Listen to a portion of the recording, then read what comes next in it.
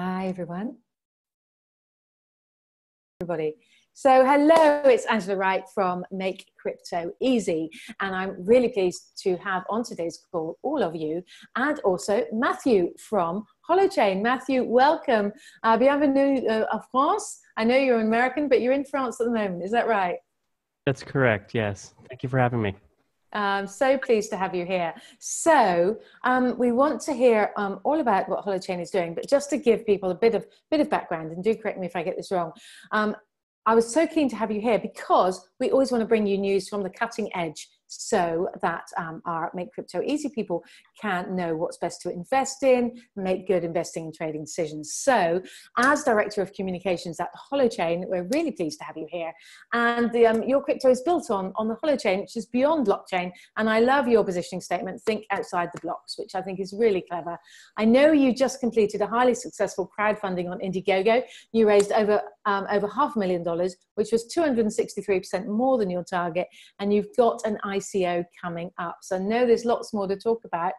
Matthew, thank you so much for taking time out from being in France. Do tell us more about what you're doing with Holochain. Sure. So, again, I'm Matthew Schutte from Holochain. Holochain comes out of something called the Metacurrency Project, and this is a project that's been going on for over a decade. Our goals were different from the goals underlying the Bitcoin blockchain. Instead of trying to create digital anonymous cash, we were really interested in creating new forms of coordination, really new ways of enabling humans to collaborate without accidentally concentrating power in some subgroup. And in order to do that, we've basically copied a bunch of organizing patterns in nature. So this has been an all-volunteer project for over a decade. It's just now starting to transition into something else. But we have two projects at the moment. The first is Holochain. And Holochain is a way of building and running peer-to-peer applications using just the devices of the users themselves. So your phone, someone else's laptop, someone else's desktop, etc. That means that we don't have any web servers required, and we actually don't have any mining or cryptocurrency required. So Holochain applications are fully peer-to-peer apps. If a handful of you built and ran a Holochain application, our group might never even know about it. You can think of Holochain as a new pattern or way of building and running applications. So you would just be using it amongst yourselves, and you would be using Holochain's tools or its pattern for maintaining the data integrity in that application. That's Holochain. Something to note there, it has no monetization, right? We're giving this pattern away for free, and so we like that. We think that that makes it unenclosable, meaning you get to communicate any way you want without having to get permission from anybody or support from anyone else, including us. But the downside of that is that it doesn't have a feedback mechanism for helping mature that ecosystem. And so one of the things that we've created is our first service application running on top of Holochain, and that's something called Holo. And Holo does a couple of things. The main thing it does is it enables people who are running a peer-to-peer Holochain application to speak to outsiders.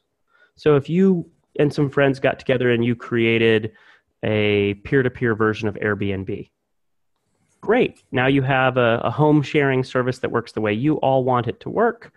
There's no other company orchestrating everything and sort of steering the coordination of the community in ways that benefit them instead of you all. However, you don't want to be off on your own little island, only with the early tech adopters who have installed Holochain, right? Because there's a much larger world of people who are not going to jump on board that ship on day one. Yeah. So Holo helps build a bridge to the folks that are just used to opening a web browser and typing in a URL. And the way it does that is by having the members of your community that are already running your application be able to go, yeah, I'll let some extra computing capacity on my laptop or my desktop or my little standalone device. We're selling some of these, a Holoport. Build a bridge, basically translate information in this system into web pages that get served out to visitors. in order to incentivize that, we've created a cryptocurrency that rewards people whose computers are doing this kind of bridging work between someone in a web browser and someone in a peer-to-peer app. And we can go into more details on that cryptocurrency, but that should give a bit of an overview. That Holo application is being used to both subsidize the larger ecosystem of Holochain. 50% of its revenues go to supporting a larger protocol set, as well as the maturation of that particular application ecosystem of peer-to-peer hosting. Absolutely fascinating. There's so many questions I want to ask you. I want to ask you about patterns from nature. I want to ask you about, you've had people working on this for a decade, so you must have got a really strong team and a lot of depth there. So what could you compare this to? And I've got a ton more, but let's just take those first, if we may. Sure. Patterns in nature. So let's see. We aren't all that interested in recreating the patterns of money, whether that's fiat money or other. We think that currency should have a much broader definition than just money. For us, currencies are signaling systems. Right? And they are signaling systems that enable a community to make flows of activity visible. Okay. So that they can take those flows of activity into account as they steer. So from our perspective, yes, dollars are a form of currency, and yes, bitcoins are a form of currency, but so are grades, and so are stoplights, right? These are signaling systems that communities make use of for helping them steer themselves. A pulse is a currency. It makes visible the rate at which my heart is beating. And that enables me to take action to manage that system. Oh, maybe I need to run faster to bring my heart rate up, right? Oh, maybe I need to slow down so that I don't overheat, or go into a state where I'm using a portion of my body or a process that relies on a lack of oxygen instead of oxygen, right? So we're able to use signals to help us manage.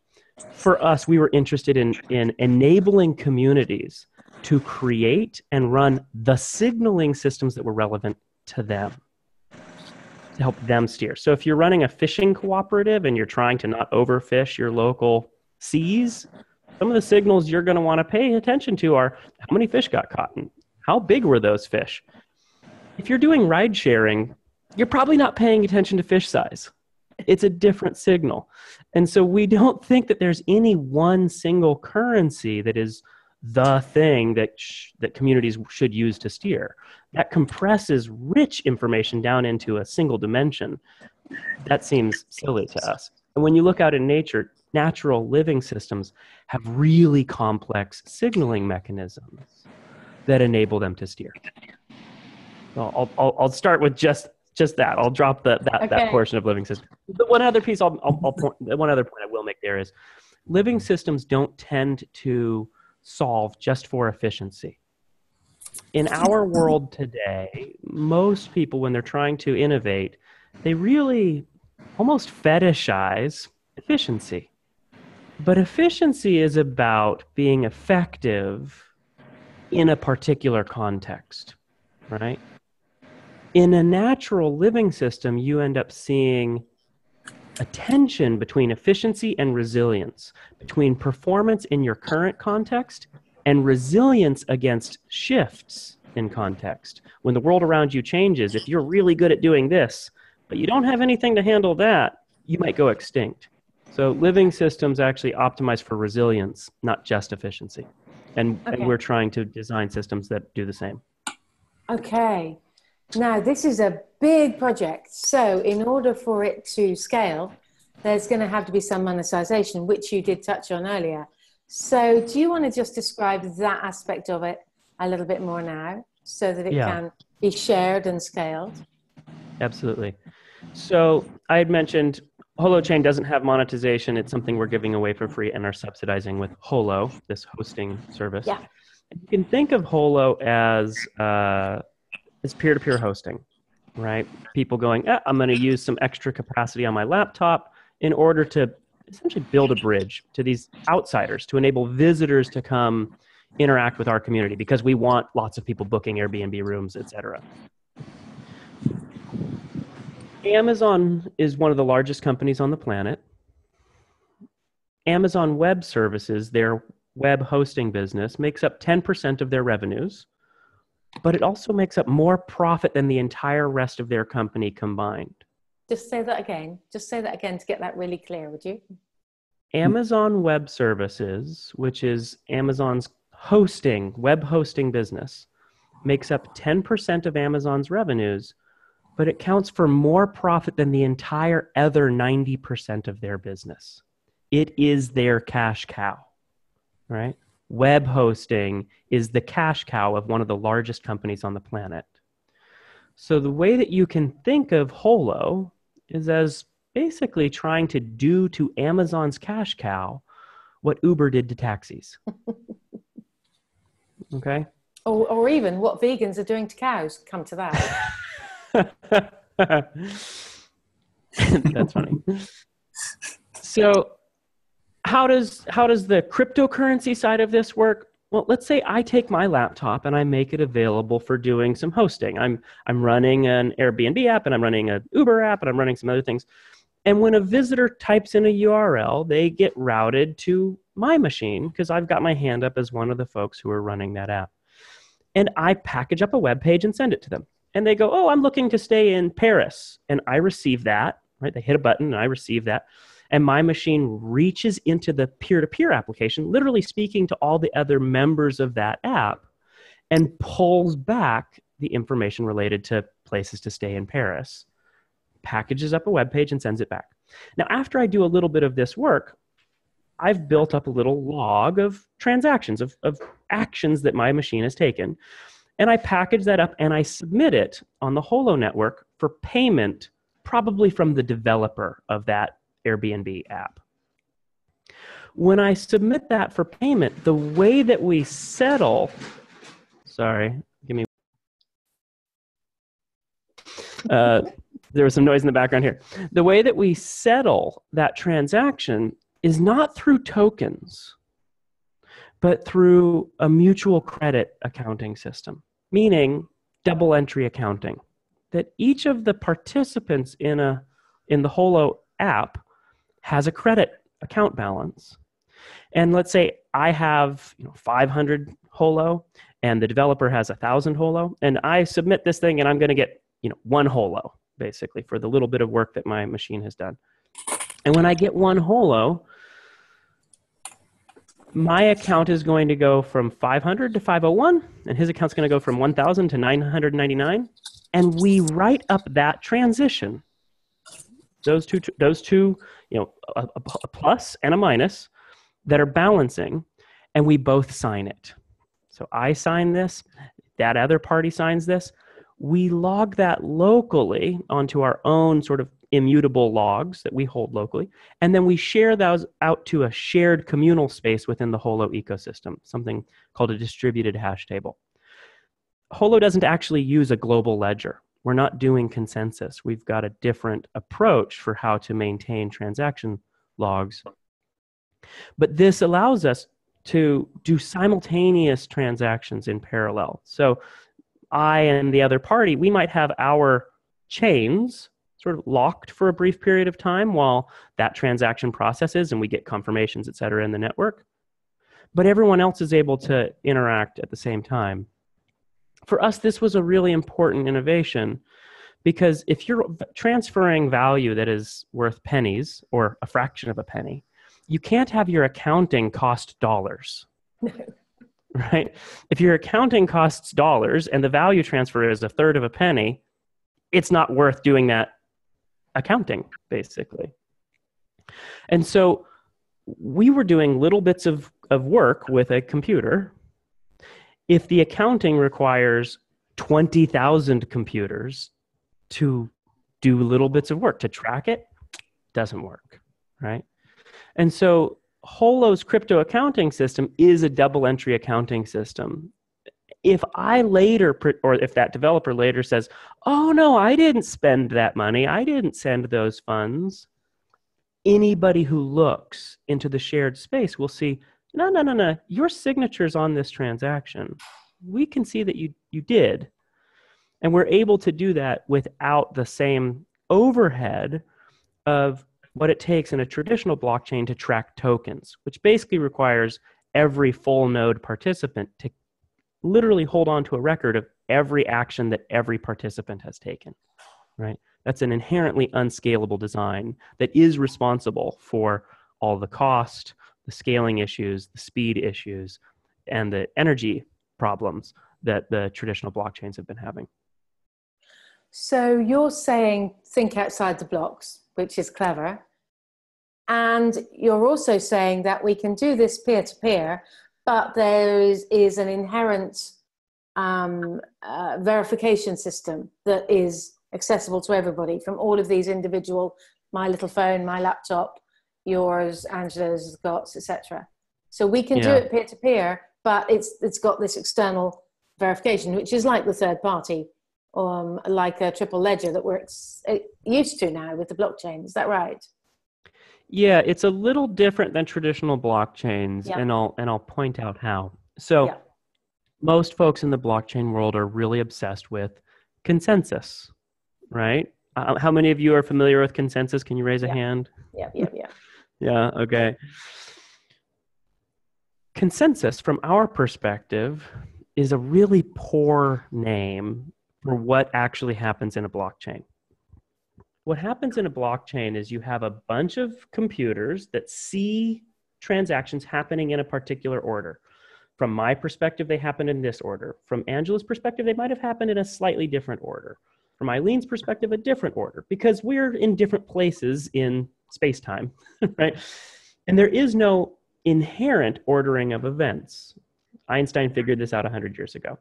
The blockchain's interesting innovation was, you can take all of these different computers who have seen things in different orders, and we could get them to treat it as if there was one order. We can get them to come to agreement about what that ordering of events was. And the Bitcoin blockchain's method for doing this is we will throw out what everyone saw except for one party. We will lose all of the information. Does that make sense? It looks like I'm hanging up here for a second. Yeah, no, we got you. Okay. We've got you. Yeah. Okay. They call it leader selection, but what actually happens is the whole mining process is really about randomizing who makes the commit.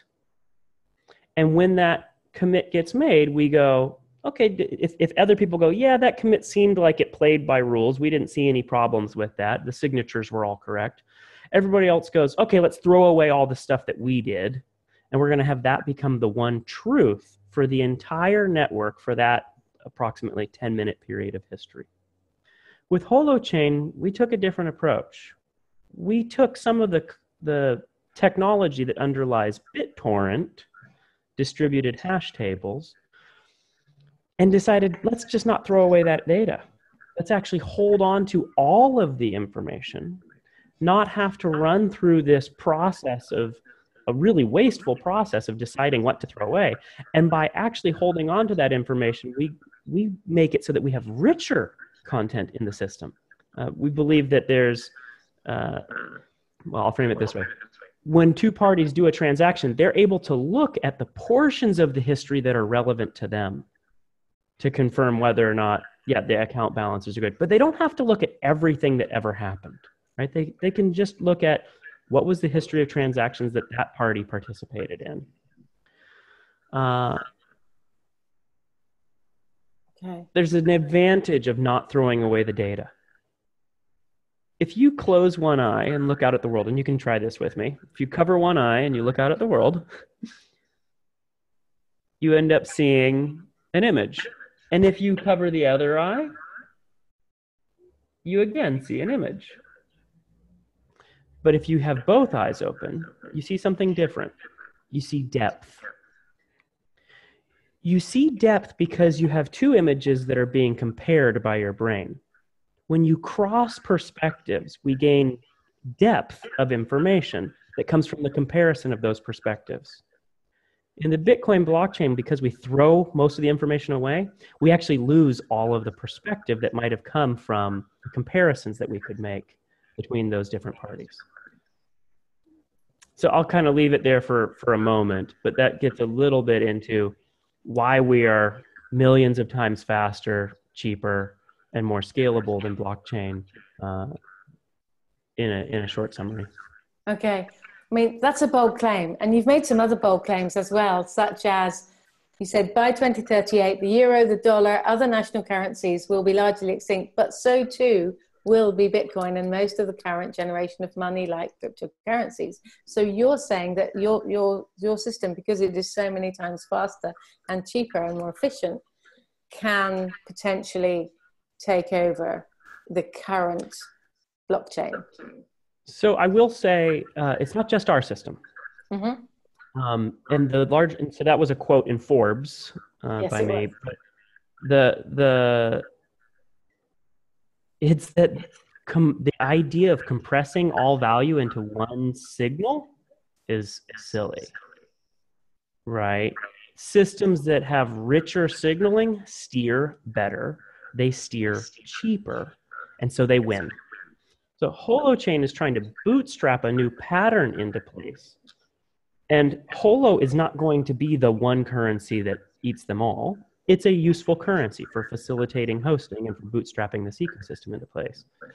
But the larger point there is you, in designing an application with some friends, are going to pay attention to a bunch of different signals, a bunch of different currencies, and they'll be useful for you. And some of those signals you will take out of that system and share them into another. Maybe a signal has to do with you having a really clean home and being a wonderful host in your Airbnb world. And you might share that into an Uber type context because it helps open up new relationships for you. You're literally bridging contexts with signals that were generated over here and can now be shared over here. And you're able to do that without having to get the entire community of the Airbnb world to agree to that, and without having to get the entire community of the Uber world to agree. Individual actors become the center of this world, not applications. The world that we live in today, the centralized web, as well as the world of decentralized blockchain-based applications, are both application-centered worlds. They're worlds where the app is where all the power resides. And we envision a world that isn't application-centered, it's agent-centered. And agents or individuals are deciding, yes, I want to play a game by those sets of rules, that set of rules. And if that game continues to work for me, I'll keep playing it. But if at some point it stops working, I'm going to change the game. I can change the rules entirely and start playing with some other folks or with the same folks by a slightly different set of rules.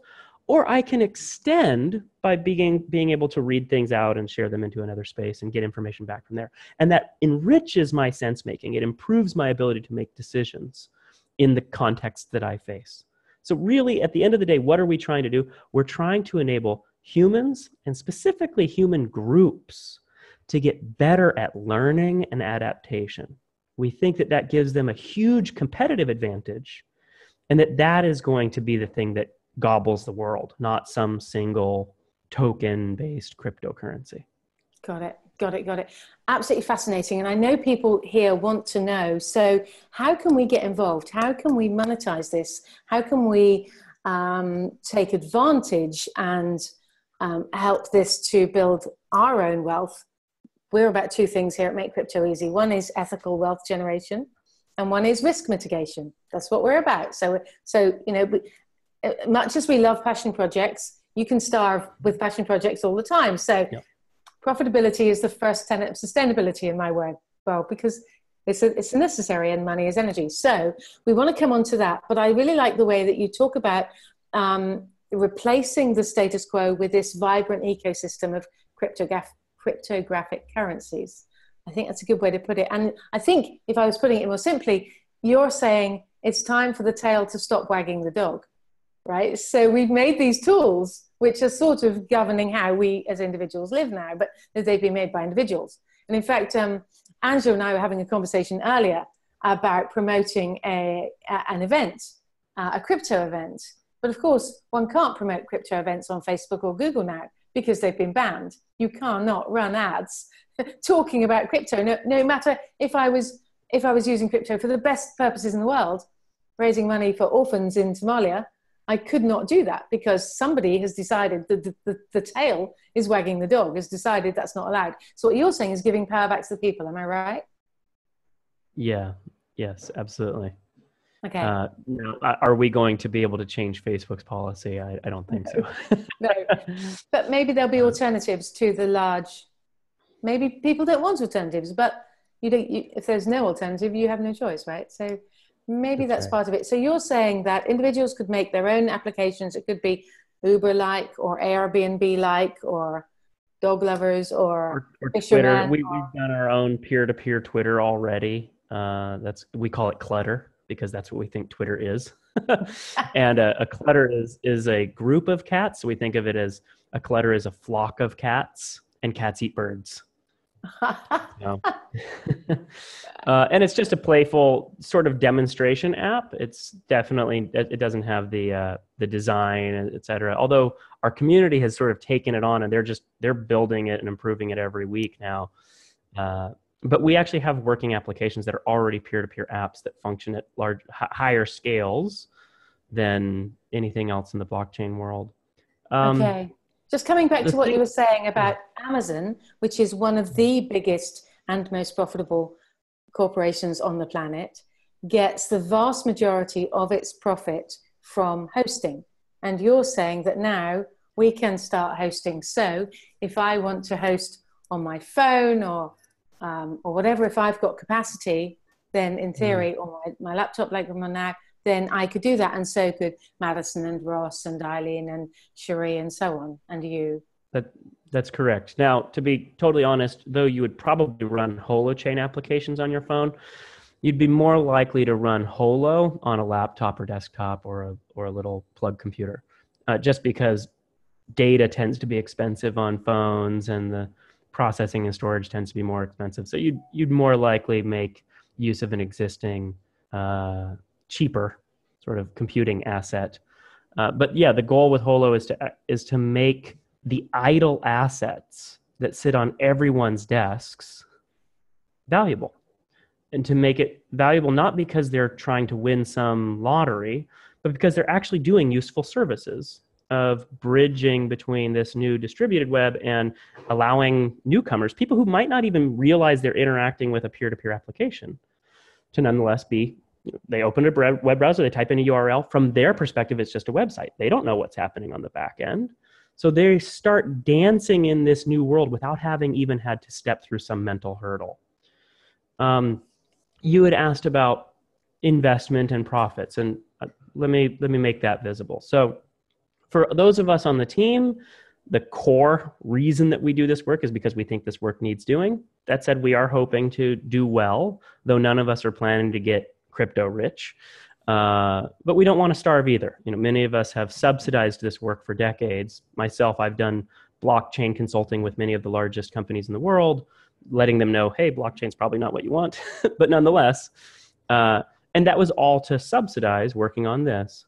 But people who are going, hey, where do I put my dollars? We're not asking them to subsidize something. We're wanting them to invest in a future that they want to be real, and we want them to be rewarded. Now, we can't make promises about how our cryptocurrency is going to perform, but we can talk about how we've designed it. So we're selling Holo in our pre-sale, our initial community offering. Since we don't have any coins, we don't call it an initial coin offering. We're selling Holo Fuel, and we're pricing it relative to our biggest competitor, Ethereum.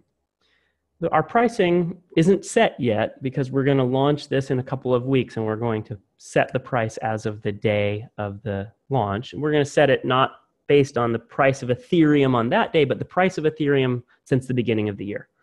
Okay. So we're going to basically go, okay, so let's get something that takes all the waves out a little bit and gives us a bit better signal. And the basic gist is, if you were going to do Ethereum, Ether, people know of it in terms of their ability to buy it and trade it and all that. But what's it for? It's for computing capacity on the Ethereum network. And so Ether buys you computing capacity. Well, we did a fair bit of benchmarking to figure out how much computing capacity you get for Ether. And we did that by running their code, their applications. The gist is, Holo is priced this way. To do this much work on Ethereum would cost you 10,000 euros. To do that same amount of work on Holo will cost you €1. So we're pricing Holo relative to Ethereum as 1/10,000th the cost of doing the same task on Ethereum. Now that said, our expectation is that that is actually way overpricing it. That the cost of delivering that amount of work is probably more like 1/100,000th or 1/1,000,000th. And we're doing that on purpose. We, the organization, when we're selling Holo, are actually selling a pre-purchase of hosting services that we, the organization, are promising to deliver. You want this peer-to-peer hosting? Great, we'll do that for you at this rate. However, we fully expect, and we've got over 1,000 people who've purchased Holo ports to participate in this ecosystem to kick it off, plus everybody else who has laptops and desktops who can download the software for free and join in the process as well. We expect that those folks are going to go, well, yeah, they'll sell it to you for €1, but I'll sell it to you for 50 cents, or 25 cents or 10 cents. And so they will undercut us, profitably delivering services, and this will kickstart this ecosystem. What's our business model? Our business model is not the ICO. Our business model is that we take a 1% or less transaction fee anytime this type of hosting occurs, or this type of transaction of Holo occurs. Hosting is the thing that we're hoping to foster, because that's the flow of activity that we think is important for getting this ecosystem really thriving. But you can use Holo for any sort of value transfer. Now, because we've got this 1% transaction fee, that ends up being far less than transaction fees in traditional credit card systems. It also ends up being far less than transaction fees in most blockchains, especially for smaller transactions. My expectation personally is that Holo will initially get used for hosting, and then very quickly after get used for small transactions.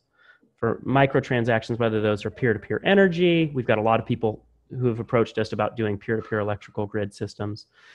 Peer-to-peer at the marketplace, right? Like I'm buying a loaf of bread, et cetera.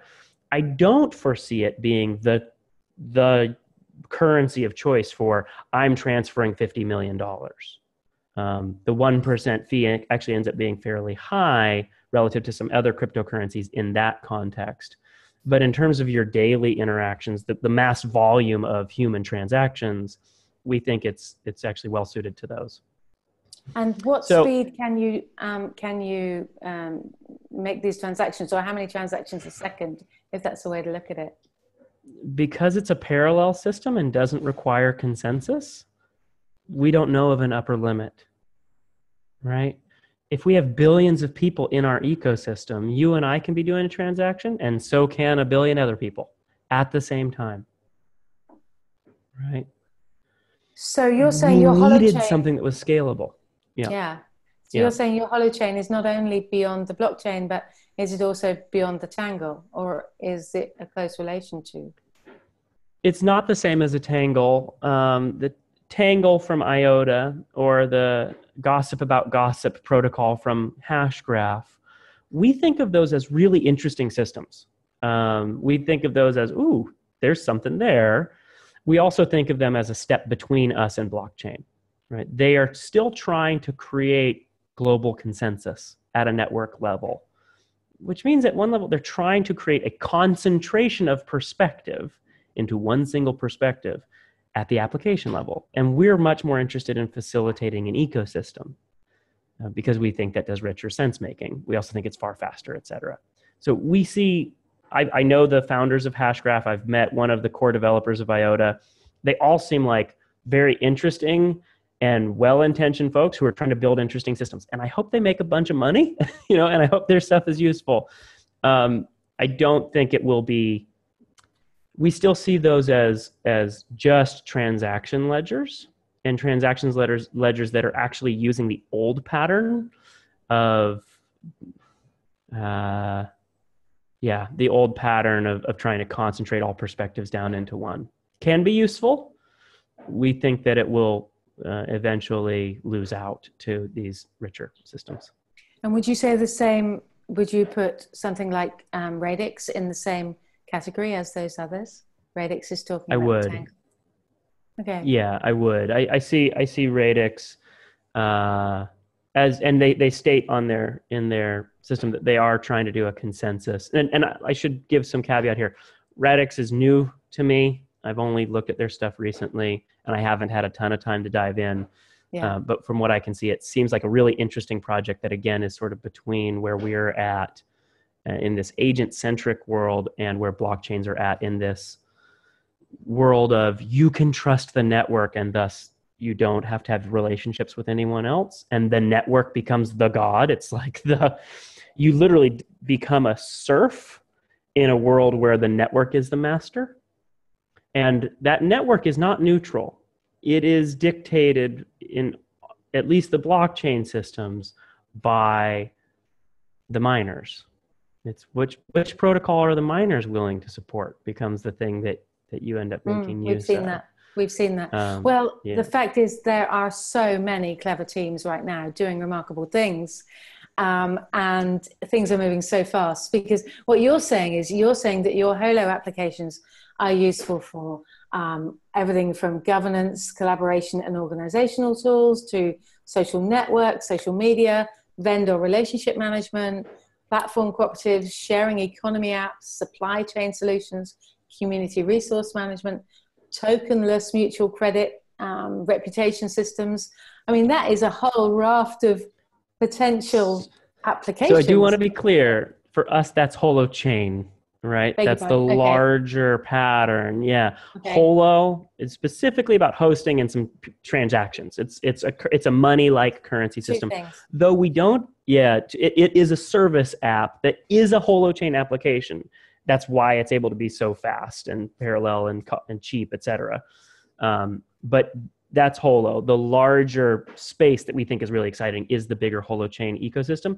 And I'm in Europe right now doing a community building tour, not promoting an ICO. I'm around getting businesses and governments building on top of Holochain. Because for us, the thing that matters isn't, are we able to do a fundraise? We're almost certain at this point that we're going to raise all the money we're willing to take. We actually have, we've done, you had mentioned the tail wagging the dog earlier. We've done our best to prevent the tail from wagging the dog, meaning to prevent speculation from driving our ecosystem. We've got all kinds of ways that we've designed our currency to actually minimize speculation and minimize volatility in the system. That's not to say that the currency won't appreciate. We're hoping and intending and have designed it so that it will go up pretty significantly, especially early on, but then it should stabilize. It's not going to be this, right? If it's this, people are going to be afraid of spending the Holo, and they're going to want to hold on to it, and that makes for a really poor medium of exchange. We want it to be a stable currency that's far more valuable than when we first issued it, but that's relatively stable in terms of its valuation. Now, of course, if lots of people get excited, if they see, oh, wow, all the promises that we thought Ethereum could deliver and we had hoped that other blockchains, if they start to see those actually being fulfilled in this space, income is going, currencies are going to flow in and our price may shift. But we've even created mechanisms for countering that. The participants in the system are able to issue currency themselves. It's tied to their own reputation. So you can dive into more about that on holo.host. We've got a green paper that goes into a lot of detail. We also have a currency paper that dives into the specific designs of our currency system. And there's a bunch of videos on YouTube and Facebook that you can find of me talking about all this stuff. We also do weekly Q&As. So if any of you have questions, you can feel free to ask me there as well. Those are on Facebook. We're super grateful to have you here and talking with us live and answering questions. So just in summary, if you were talking about Holochain and the Holo, just in one sentence to make it crystal clear about what each is. Yeah. So Holochain is the larger pattern of how to build and run truly peer-to-peer applications. There's no mining. There's no cryptocurrency. It's you and whoever else you want to play with running the rule set, the shared set of agreements that make sense for you. It's free, it's open source, we're giving it away to the world, we're trying to subsidize its growth with Holo. Holo is peer-to-peer hosting that enables the users of a community to get compensated, i.e. recognized, for contributing spare computing capacity to build a bridge between these new peer-to-peer Holochain applications and anyone who happens to open a web browser and type in a URL.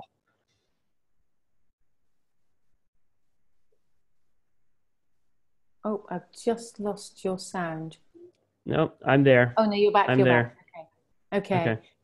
So would you say that one is the sort of the ecosystem and one is the mechanism for accessing? Yeah, I mean, you don't need Holo to use a Holochain app. But if you want your Holochain app to speak to the rest of the world without the rest of the world having to learn about crypto and cryptocurrency and all that kind of stuff, Holo is a really useful service. Who does the work in that? Members of your own community. Our organization is just building the protocol and managing the protocol to make it so that when you get rewarded for doing that work, others recognize that and become willing to accept that payment, that currency as well. So we're trying to foster flows of activity, and we're taking a tiny slice, this 1% or less transaction fee, to enable us to afford to do that and to grow the larger Holochain ecosystem. Got it. I think we've got some questions. I think I saw Madison wanting to ask some questions. I'm sure he's got some smart ones. If you want to go ahead, if anybody wants to unmute yourself, you go first, Mads, if you want. So sorry, I joined in the conversation late, but is Holochain actually up and running? And then how was Holochain even funded in the first place to build, I guess, that network, if that's what you call it? So how, if you're saying Holo runs on Holochain, then where did the investment come in to run Holochain? And then how is Holochain going to be constantly upgraded? Or is it just a system that's just stuck where it is, and once it's built, that's it, it's all done? We did cover a fair bit of that earlier, but I'll go into it. So we didn't go into the how was it funded so much. For 10 years, this has been an all-volunteer project. So myself and a handful of others have been working on this for a long time. It was founded by two gentlemen who were software designers and currency designers, Arthur Brock and Eric Harris Brown. Arthur has spent the last 15 years of his life making his living designing currency systems for communities and companies. He gets paid by the largest whitefish fishery in the United States or the city of Denver or something else to come in and design a currency system to help them facilitate a flow of activity that works for them. We have subsidized this with our sweat for 15 years, or for 10 years, sorry. We've been working on things related to this for 15. About a year ago, a little over a year ago, we decided to break out one piece of the stuff that we had been building, this distributed data integrity engine, and do that as a standalone modular piece, release it to the world in a way that people could just start playing with now without having to do all the other crazy stuff that we'd been working on in the MetaCurrency project, and make it so that that could be its own thing. Can we test the engine? Can we test the engine? Does it show, can I jump online and then see how this engine works? Yes, you can go to github.com, search for Holochain. It's github.com/metacurrency/Holochain. We released our alpha in October. So there's working code. People are building applications on it now. That alpha release we call the adventurer release, i.e. it is for the adventurous. Don't build mission critical systems on it yet. But you can build stuff. We've got people building fractal wikis. We've got a peer-to-peer Twitter-like application. We've worked on a peer-to-peer Slack-like application, et cetera, et cetera, et cetera. There's lots of folks doing things related to how a community steers themselves. If you go to chat.holochain.net, you'll be able to find a whole bunch of other folks building applications and talking about applications and learning together. So yes, there's an alpha out. It's live. We have been funded, again, for the first 9 or 10 years through just us working on this ourselves as volunteers. And we had a little bit of funding last year that came from a handful of folks who were basically trying to change the world. They had been working on sort of eco-village type systems and things like that. And every time they went to an interesting project and said, okay, how can we get your project off the ground? That project said, we need Holochain. And so they kept being pointed back at us. And they said, okay, well, how do we get Holochain faster? And we said, well, we could structure something. And we took a small bit of money, a few $100,000, with a 2% interest rate. We gave no equity. We gave a 2% interest rate because they just wanted this to be real. Now, they will likely convert that into other things down the line, whether that's they'll accept payment as equity in some of the startups that are going to be launched out of an incubator we're starting in the near future, or currency in our crowdfunding campaign, et cetera. But we didn't want to give equity to our investors. And we have taken no money from venture capital firms, for instance, and we've actually given no equity to our employees because our intention is to hand over, well, Holochain itself will be a foundation, but Holo is going to be a system that initially we have a small portion of the revenues controlled by the community themselves. So people deciding how, a few % of our revenues get spent. And over time, we want that pattern to grow until it's entirely steered by the community. So we're a bunch of radical hippies, basically, who are trying to change the world. And we recognize that in order to succeed in that, we need feedback loops that will fuel the growth of an ecosystem. But we're pretty consciously trying to fuel the growth of an ecosystem and not just repeat the patterns of venture capital that we think are sort of destroying the planet. Oh,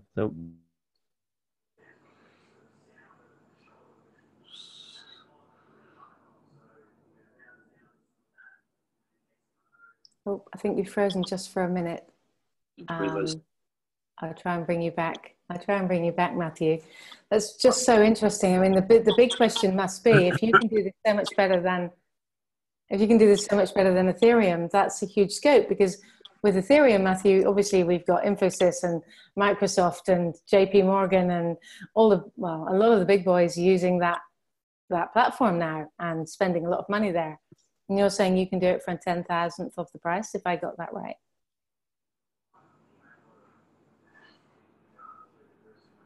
Oh, we might have lost him in front. Oh, no, you're there. No, he's not. Well, what an interesting conversation. Hopefully, Matthew will jump back on any minute. The ICO is coming out in a few days. They were oversubscribed for their crowdfunder. They raised, I think, 60% of their initial request.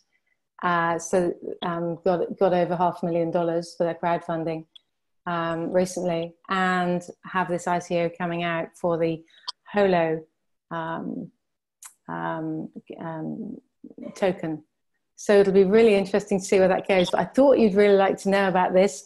I was talking to a trader earlier, and I said that we had Matthew on the call, and he said, my family put a significant amount of money into that crowdfunder, and we're really wanting to see how that goes, and I've got great expectations. So it'll be very interesting. I'll see if I can get him back. Just bear with me a minute. But I'm back. Oh, you're back. Marvelous, marvelous. I don't know what happened, but apparently the internet here went out, so I'm jumping on my phone.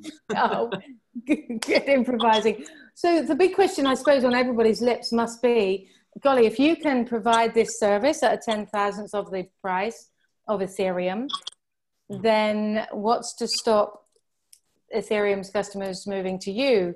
Maybe not immediately, but what's to stop the new ones not going to Ethereum or even Neo or ICX, but coming to you? Can you just address that a little bit? Nothing. I mean, I don't think anything's going to stop them from doing that. One of the things that we've seen when we interact with folks, I was in Davos for speaking at some satellite events at the World Economic Forum, or during the World Economic Forum a couple weeks ago. And there were a lot of other projects who would speak on stage and talk about the interesting things that they were doing and the funding that they had raised, et cetera. And then after they would get off stage, we would have a conversation. They would go, oh my God, could we build on your stuff? because gambling on Ethereum works great, but building systems on Ethereum is pretty darn hard and really expensive. And so because I don't know. I'm pretty simple about this. If you build something that works, people will use it. And so the proof will end up being in the pudding, basically, at the end of the day, right? We have some initial working code now. We've got people building applications. We're actually in the middle of doing a pretty big refactor of our code base, meaning we're redesigning it because we're trying to make it, we are hell-bent on making it really easy for developers to build applications in Holochain. So they don't have to learn specialized languages. They can build stuff in JavaScript. They can also build things in other languages that we haven't built support for much more than a couple languages at present. The underlying engine is not in JavaScript. It's in something called Go. A handful of other applications in the distributed computing world use Go. It's a language that's really solid for parallel processing. But application developers don't need to learn that. They don't need to do that. They can use the most widely used web language to build applications. So, I mean, that's very significant as well. Matthew, do you mind if I just share my screen a minute and we just jump onto your ICO page and you can just talk us through the ICO very quickly? Sure. Okay, so here's your ICO update, and I was reading earlier that you were awaiting information from the regulator in Liechtenstein to confirm your launch. Can you just talk to us about that a little bit? Yeah, so we did, we see ourselves as a bridge between the distributed world of the future and the centralized world of the present. This is Holo, not Holochain. Holochain is the distributed web of the future, right? But Holo is really this bridge. And it's a bridge in a few ways, right? It's a bridge on the technical side. It's a bridge on the monetary side. So we want people to be able to interact in this new Holo world of Holo fuel and peer-to-peer currencies and all this kind of stuff. And we want the contributions that they make in that space to be able to be recognized in the traditional world. So that means we have to be compliant with regulations. We have to have banking relationships. Those banking relationships need to be transactional or business banking relationships.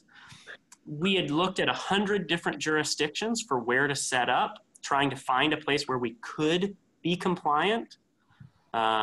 We whittled that down to about 10 main jurisdictions that we looked at. We ended up actually settling on Gibraltar, and we went through the incorporation process in Gibraltar and then figured out that their banks weren't business banks, that you can't actually do transfers of funds and things like that, the kinds of things that we actually needed to do for our business in Gibraltar. So fortunately, we had met some folks in Liechtenstein who were big fans of our project, and they were also, I guess, patriots. They are really wanting Liechtenstein to change its reputation from a money laundering country to an incubator country, a place where, hey, it's a little tiny country in the middle of Europe. They want to become known as the experimentation lab of Europe. They've got a history in finance. They want to be at the future of finance. Okay. And so this little group of folks wanted to pull us into Liechtenstein. They introduced us to all the folks there. We went, wow, hey, they have business banks. They're trying to put regulations in place that will be solid regulations, but that we'll be able to comply with. Great. And so we started going through the process there. That process is taking a little longer than we were expecting because Liechtenstein had a bit of an experience with some other ICOs not being great. And they are shifting their own internal regulations at present. The regulators that we've spoken with have said, we love your project. This is one of the most exciting projects that we've seen. And until we get our stuff in order, we've got to wait to approve your stuff. Instead of, as is the case in many other countries, people just launch their thing and then deal with government later if something has gone wrong. In Liechtenstein, they're actually wanting to pre-approve the business and the structure of the fundraise. And so they've taken a really hard look at all of our content, as did Gibraltar, actually, to make sure that it's something they're comfortable not only putting their stamp of approval on, but something that will pass muster at the EU level as well. And so the uncertainty on our part is we don't get to say when that launches, quite. We will get to say, but we have to wait for the regulators to thumbs up, and then we'll give our community a few days before the ICO goes live. So two more really quick questions, if I may, which I know people want to know. One is about earn here, so I just want to have a look at this. And then I want to just have a jump back to the crowdfunder, because you're saying you can still go there. And I just want you to tell us about what can be bought there. But firstly, if we just look here at your at the earn aspect of it, if you could talk us through that, that'd be great. Sure. So this is, you can scroll down a little bit. So this goes into a few different things, one of which we already talked about. So we talked earlier on the call about how hosting works and how earning cryptocurrency, Holo fuel, operates in the hosting world.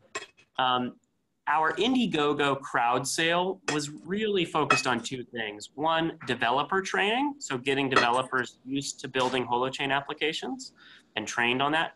And then two, the sales of hardware. We don't plan on being a hardware company. It's not our goal to be selling hardware. You don't have to buy stuff from us in order to host on Holo. But we wanted there to be a stable foundation of top quality hardware when we launched the ecosystem. When we launched the network, we wanted there to be at least 300 Holo ports that are on 24 hours a day and are earning crypto, so that if grandma types in a URL and goes to a web page, the web page shows up, right? We wanted the user experience to be good on day one. Yeah. And with that foundation, we can grow from there. We can have all sorts of people contribute laptops and desktops, et cetera. But that felt very important.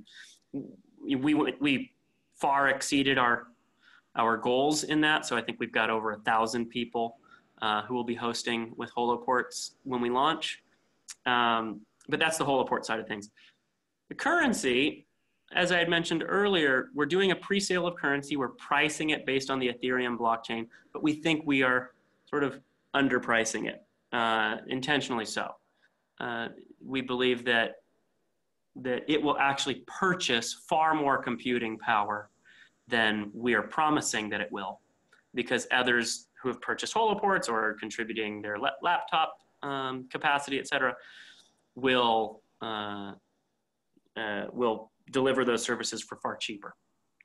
And okay, as this gets demonstrated to be useful, we think lots of other people will become interested in it.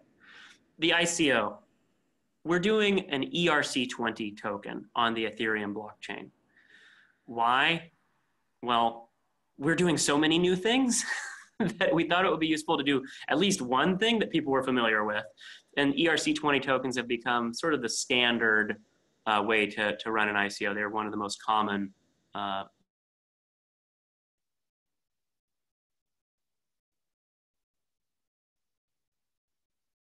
of the most common mechanisms, I think.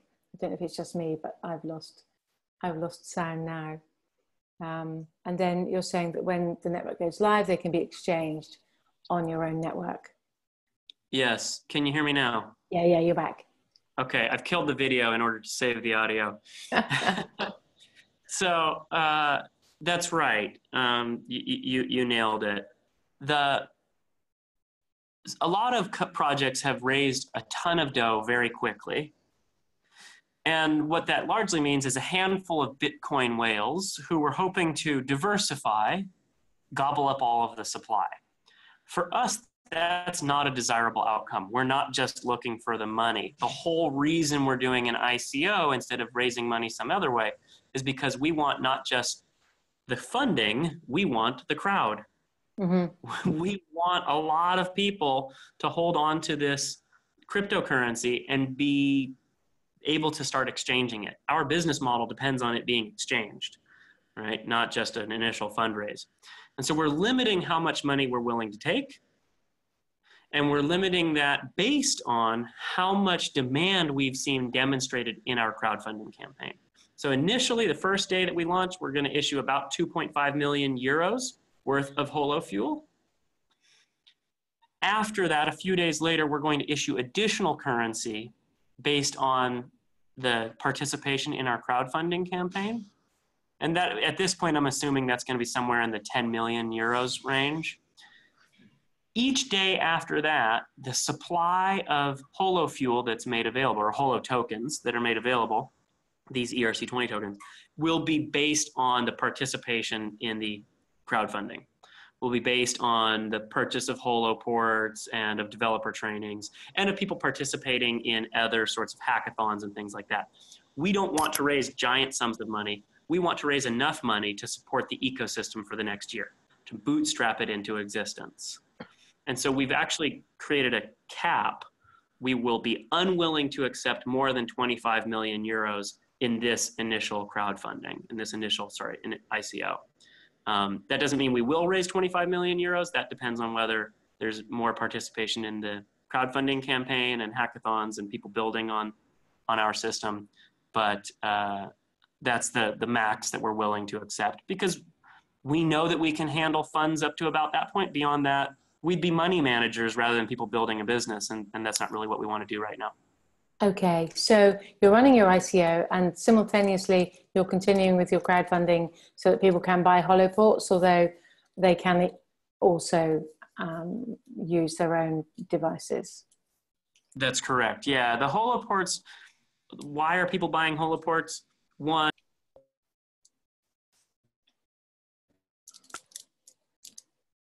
lost you again, Matthew. Oh, you're back. We got to one. Can you just say one again? More again? The reason why are using or wanting to buy Holo ports is it's easy, right? Instead of having to figure out how to configure something, etc., you plug it in and it works. It's easy to set up, it's easy to configure, and it's kind of set it and forget it. It can be in your closet at home, earning cryptocurrency for you. People want to close their laptops, you know. Yeah. They take things with them. They come offline. The Holo, you just plug it in and it will maximize your earning potential. You could take another computer and do that same thing. Okay. However, not everyone is savvy enough to configure a system. So this is for people who just don't want to have the headaches. They can buy this thing. We're selling it relatively close to our cost. We're not really trying to make money off or not a significant amount of profit off the Holo ports. We figure with all of the shipping and us making mistakes or whatever is likely to happen between the finishing a crowdfunding and shipping hardware, that we're not really making any profit on the Holo ports. It's really just a way to seed the ecosystem with hardware. Okay, so one could buy a Holo port and put that going once they're arrived, sometime in May maybe. And you think the demand will be there then for people to be able to get a return straight away or over a period of, or, you know, after a period of time?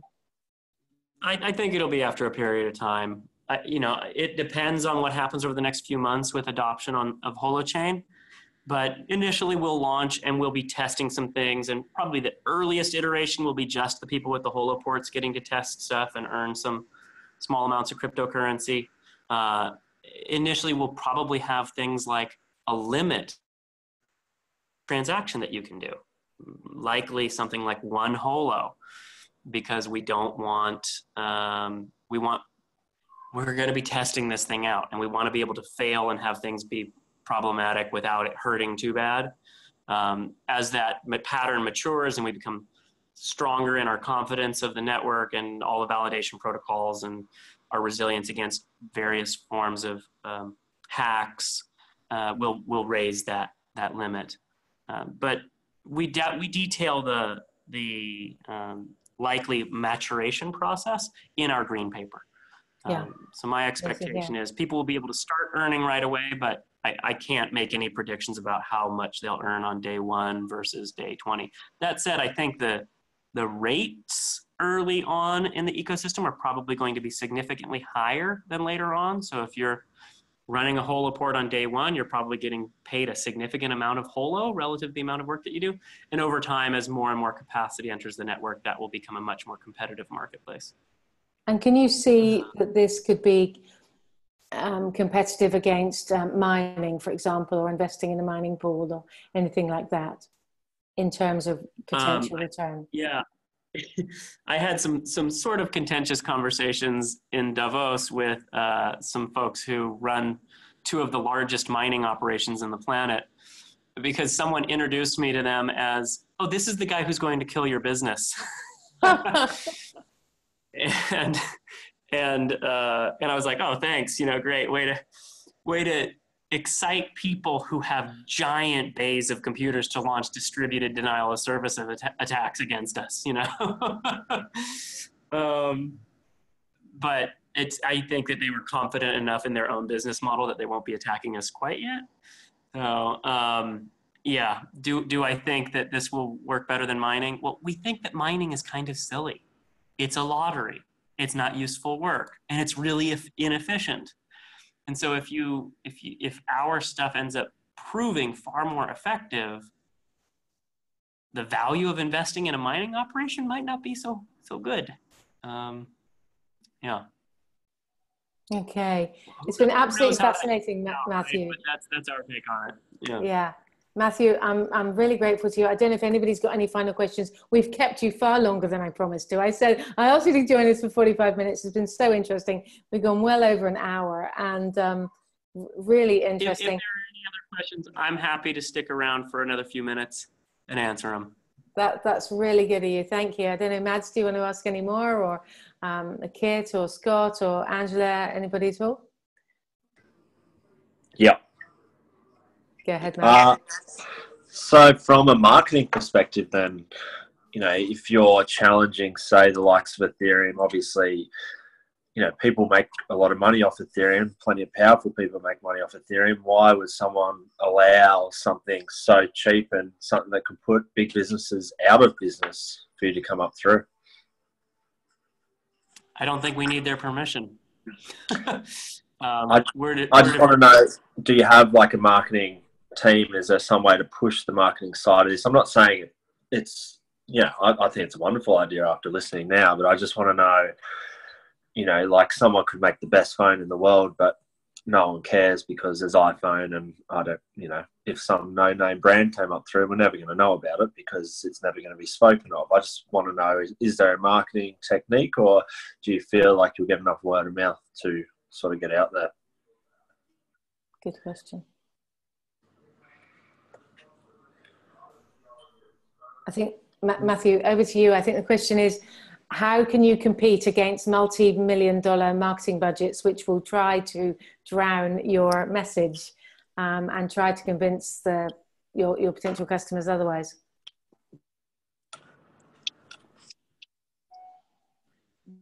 Yeah. You're back.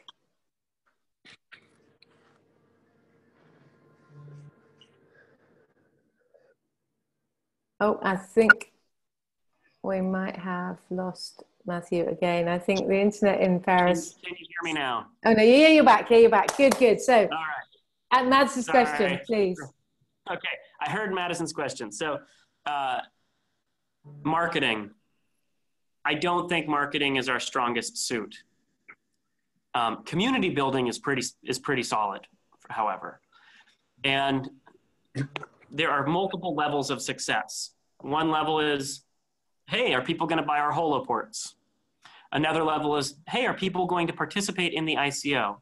Another level is, hey, are people going to actually invest their time building things on this in this ecosystem? And another is, are people going to use it, right? Are people going to use those applications that developers build? We're trying to improve our marketing, but we don't have a budget to compete with multi-million-dollar marketing things. So we have not focused on slick marketing. We have focused instead on community building. We've focused on meeting with folks, talking to them, walking them through the technology, getting them to start building, right? Many of the folks who have expressed, many of the sort of crypto hedge funds, et cetera, that have expressed interest in investing, I don't say, oh, look at our slick marketing documents. I say, hey, you have somebody on your team who's technical. Here, have them go poke it. It works. It's in the real world already. Have them take a look at Holochain. Just play with it for an afternoon and see if it's something they're interested in. And then you can make a decision. Because we didn't expect the Holo port, the crowdfunding campaign, to be as successful as it was, because we don't think our marketing is all that slick. But we think what we're doing is pretty interesting and it's pretty different. And it turns out that was fairly successful. We were the most successful campaign on Indiegogo in early December. I think something similar will happen with the ICO. I think we already have spoken with enough folks that there will be more than enough demand for the amount of currency that we're making available. Because we're only trying to raise a small amount, quote unquote small, compared to other applications in the ecosystem, we're probably not going to have any difficulty succeeding at that level. So I'm not even really focused on the ICO. Angela, you had asked, hey, can you come speak to a group? I didn't know what your group was, right? I'm usually spending my time speaking with developers because we kind of go, yeah, we're going to get the money in the ICO. We don't really need to worry about that. We need to make sure that the ecosystem actually matures. And that's only the case if people start building useful applications and others start using them. And so that's where my focus is at. What we've found is, and what we think we'll continue to see, is we don't have to do slick marketing, although we would like to get much better at that. And as our resources increase, we'll probably get better at that. And we've pulled in some amazing new people to help on that side as well. What we have to do is make sure we build stuff that works. Yeah. And if other people find, wow, this is so much easier and it's so much faster and it's so much cheaper and et cetera, et cetera, et cetera, then they will build on it. And they won't be mute about that. They will tell everybody they know, man, this is a really exciting thing. And if you go into our online community, you'll see this. You'll see, just yesterday, we had a bunch of folks going, okay, enough of this. I want there to be a channel for people who are visionaries to meet up and pair with people who want to build with developers. That wasn't anybody on our team. That was members of our community basically demanding and self-organizing a way to bootstrap new businesses and new applications into existence. That's how this is going to grow, not because we spent a bunch of money on an ad agency. Very interesting. And what about your personal protection? That was one of my questions. There's a lot of money at stake. Yeah, but that money can just shift to investing in us, right? I mean, money is fungible. They can try to participate in this as well. And I'm a big wave surfer. I'm pretty comfortable with risk. I paddle into 50-foot waves for fun. I have turned down speaking with some communities that I think would see us as a threat early on. But in general, we're so small and we're such a tiny blip on the radar that I don't think we're in the crosshairs of anybody just yet. And by the time we are in the crosshairs, this thing should be so widely dispersed that killing me or taking out somebody else on the team wouldn't be able to stop it, right? Part of why we're building a distributed system is because we think that's the most resilient system. And though I would certainly not like to be assassinated by somebody who feels like their finances are threatened, this feels like life's work, right? For me, this is sort of life purpose mission stuff, not a way to make some cash. So yeah, that would be an exciting part of the memoirs if I managed to survive some assassination attempt. But I'm sure you will survive. Anytime soon. So Matthew, very last question. How can we participate in the ICO, and can we perhaps do it as a pool? Are you allowing a pool? Can we get something together? Yeah, if you're interested in that, Angela, I can put you in touch with our financial relations person. I'm not sure about participating in the ICO as a pool. Possibly. We have had other pools approach us. Many of those have been interested in participating in the ICO with possible conversion into an application incubator down the line. And a lot of venture capital firms have started to approach us in similar ways, and we're unwilling to take VC money for Holo, but for other apps and things, well, maybe, right? So we're working out those things right now. So I can put you in touch with David Atkinson, who's the head of our financial relations team. In terms of just participating in the ICO, follow our website, sign up for the mailing list. holo.host/ICO has the details. We think within a couple of weeks we'll be launching, or at least announcing our launch. That will be an ERC20 token, so it will require you to be on the Ethereum. It'll require you to have some Ether. Ether is so volatile right now. If you don't already hold Ether, I wouldn't suggest purchasing it in advance. I would wait until you're ready to go. That said, you do need to go through our whitelisting process ahead of time. So we are not accepting a participation from the United States, China, or South Korea, but other jurisdictions. If you're a citizen in one of those other places, please go to our website, start the whitelisting process. It's free for you, though it costs us a little bit. And that just makes it so that you have been verified so that you can participate in the ICO. Great. So you're hoping to get approval to get started in a week or two. And then how long do you think your ICO period will be until it's actually alive and active and trading? Well, it'll probably be a few days before we actually launch. From getting the approval to launch, we want to announce and give our community some time to get all their Ether into their account and yada, yada, yada. And so that'll be a few days. And then we'll run the ICO for up to about a month. But it may be the case that we sell out far faster than that. We might sell out in a week or so.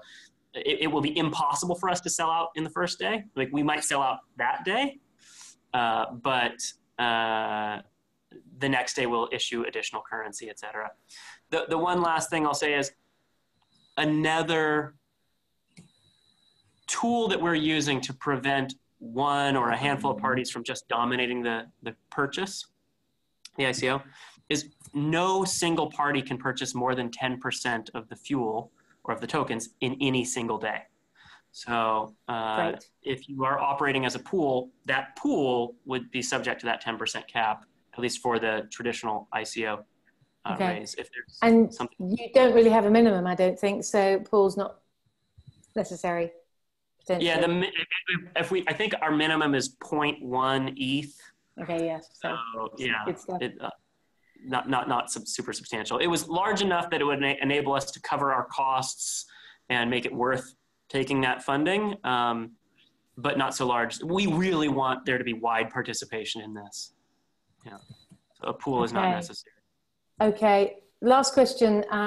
So the last question is, so Holochain allows you to almost find your tribe, so to speak, to be able to interact with that particular ecosystem relevant to you, putting it in a very simple way. Is that right? Yeah. Okay. Yeah. And another question, would you need to be a web designer or a programmer to start or host an organization?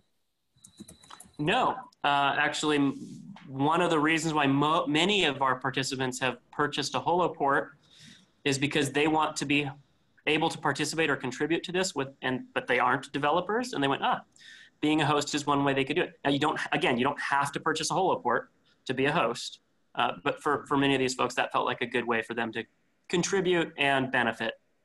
Yeah. Okay, so you can contribute and benefit by buying a Holo port and also by participating in your ICO. Great. That's correct. Or building stuff. If you're a developer, we'd love to see you building. Yeah. I'd love to see some of that as well. Oh, the questions are coming in. I'm so sorry. Keeping you from your glass of wine in France, I'm sure. Data is stored on local computers is the question. Is data stored on local computers? Is this a worse scenario than the blockchain for the amount of data? No, absolutely not. So a couple reasons. One, if you're doing something that you're wanting sort of private, it can be encrypted. So the security side, you have all the same security mechanisms, and more actually, because you're able to have the particular application that you're participating in just be maybe a handful of folks. So it's only the people that you want holding on to this content rather than everybody in an entire network. And then the other layer is by having it actually be distributed and and held locally by participants, you don't have the shortcomings of the consensus protocol stuff with 20,000 different computers needing to synchronize every 10 minutes in order to make updates. So that's part of why everything's able to move so much faster, cheaper, et cetera. The background on this, and I didn't go into this level of tech too much, is BitTorrent, peer-to-peer file sharing, uses a distributed hash table. It's a way of storing information where the members of a community can go, hey, we've got a bunch of computers. I'm going to put a file in That file is going to land a handful of places. Maybe people are dropping offline, coming online. But even though that's the case, later on when somebody asks for that file, they'll be able to get it back out without having had to agree ahead of time about where to put it. And so there's more there. You can dive into our white papers to understand more about distributed hash tables, the interesting new things that we've done around validation and metadata in distributed hash tables that enable us to use this old technology for more than just file storage, to be able to use it for actual applications, actual processing, not just storage of data. Okay. Okay, a couple of other points. Yeah. Angela Dominici, our Italian, our resident Italian here, Hello, ciao, is saying, so it seems that you're giving up authority and taking responsibility at the same time, which seems to be the best marketing strategy in the long run. So interesting point. And Madison, I'm so pleased Madison is here as well. I think Madison and I would really love to be able to have a session a little bit like this with Crypto Australia. I'm a Brit, as you can probably tell from my accent, but I was lucky enough to emigrate out here several years ago. And one of the many things I like about the Aussies is we are seriously early adopters out here. And obviously Australia is a test bed for a lot of things, actually. If it works here, it works in the States, it works in just about everywhere. Yep. So it may be, Madsen is saying he's really happy to help reach out to a large amount of people through Crypto Australia, which is the second biggest crypto group in the world, actually. And we think it's the best, obviously. So second biggest and definitely the best. Second biggest, and yeah, it's quality, not quantity. But the quantity is pretty bloody good anyway. So maybe we could talk about that afterwards, Matthew. I'd really love to do something again. PDQ, yeah, pretty damn quick, as we say in England. We can get that organized, but we can have a chat about that afterwards. All right. Well, it's been an absolute pleasure. If I'm probably going to let everybody go. It's definitely glass of wine time for me. I don't know about France. I know it's morning in France. You better not start drinking quite yet in France. They're drinking early, so you never know. But for folks who have additional questions, chat.holochain.net. It takes 2 seconds to sign up. Jump in, find the channels that are interesting for you. There are all sorts of interesting people talking about everything from investment to building change the world systems. You'll be able to find some portions of the tribe that feel like your tribe there.